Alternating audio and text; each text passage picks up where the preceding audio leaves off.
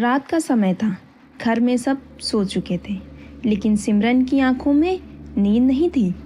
वह अपने कमरे में आईने के सामने खड़ी थी। उसका चेहरा थका हुआ और आंखें लाल थीं।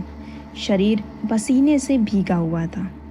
सिमरन को आईने में अपने पीछे एक साया बार बार नजर आ रहा था। सिमरन ने अचानक अपने ही हाथों को हवा में उठा लिया, लेकिन यह उसका फैसला न था। उसके हाथ अपने आप हिल रहे थे, जैसे किसी अदृश्य ताकत ने उसे पकड़ रखा हो।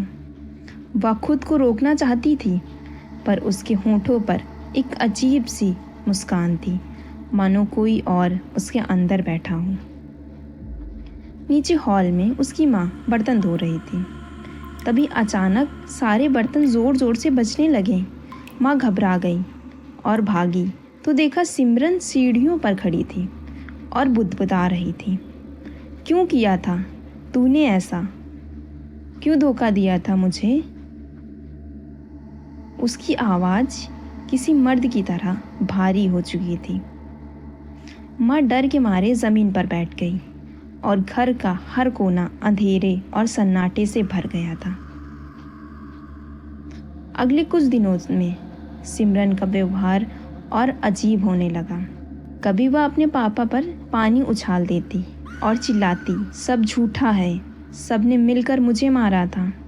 कभी तो वो अपने छोटे भाई का गला पकड़ लेती और कहती, तेरा नंबर भी आएगा।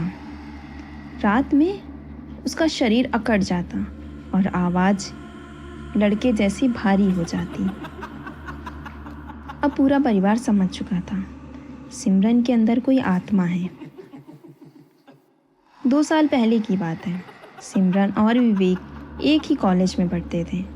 विवेक सीधा साधा और नेक दिल लड़का था, लेकिन सिमरन ने अपनी गलती छिपाने के लिए उस पर छेड़छाड़ का झूठा इल्ज़ाम लगा दिया। कॉलेज और समाज ने विवेक की एक न सुनी। सबने उसे गंदी नज़रों से देखना शुरू कर दिया। उसका परिवार शर्म से बर्बाद हो गया और विवेक को जेल भेज दिया गया।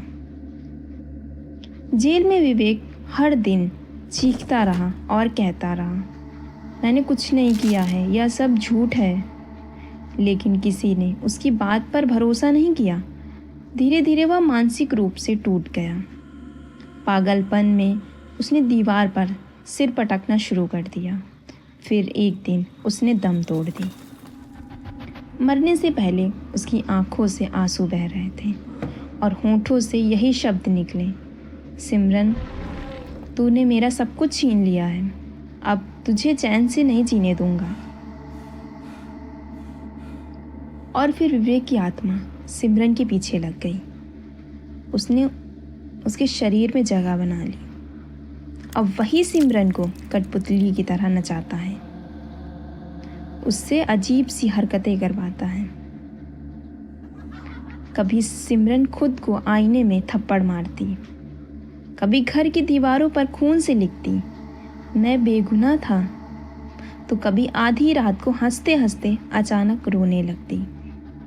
सिमरन चाह कर भी कुछ नहीं कर पा रही थी। उसका पूरा शरीर विवेक के कब्जे में था। एक रात उसका परिवार एक पुजारी को लेके आया ताकि सिमरन को आत्मा से छुटकारा दिलाया जा सके। हवन शुरू हुआ, मंत्र पढ़े जाने लगे।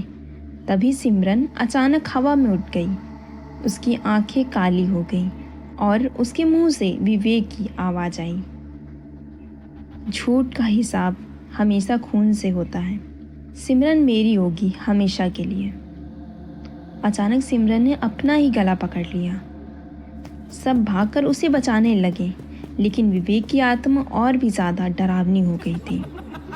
पुजारी ने आखिरी बार मंत्र पढ़ते हुए उसको आदेश दिया कि वह वहाँ से निकल जाए, लेकिन तभी सिमरन ज़ोर ज़ोर से हंसने लगी और बोली, अब देर हो चुकी है, मैं सिर्फ उसके अंदर नहीं, इस पूरे घर में समा चुका हूँ।